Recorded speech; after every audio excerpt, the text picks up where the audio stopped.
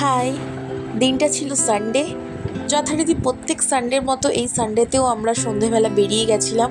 গন্তব্য ছিল বাবুঘাট।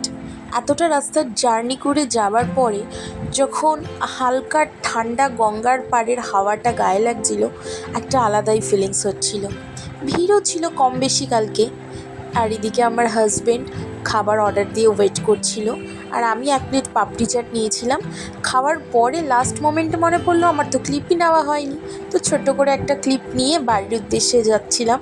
তো এখানে ইডেন গার্ডেনের সামনে থেকে যাচ্ছিলাম। অন্য সময় যেদিন খেলা থাকে ইডেন গার্ডেনের সামনে একটা গাড়ি অবধি দাঁড়াতে পারে না, আর আজ রাস্তাঘাট পুরো শুনশান। মাঝে মাঝে কোথাও কোথাও একটু জ্যাম হচ্ছিল। তো মা ব্রিজ ধরে আমরা বাড়ির উদ্দেশ্যে রওনা হচ্ছিলাম। তো বাড়ির সামনেই একটা ছোট মেলা বসেছিল। তো বাড়ি যাওয়ার সময় সেই মেলায় একটু ঢুকে একটু এদিক ওদিক দেখে ঘোরাঘুরি করে একটু কিছু কেনাকাটি করার ছিল, ঘরোয়া জিনিস। তো সেই সবগুলো কিনে একটা পাঁপড়ের দোকানে ঢুকে একটু পাঁপড় আর একটু আচার কিনেই বাড়িতে চলে আসলাম। আর এটা ছিল কালকে আমার আউটফিট। তো tata, have a safe day.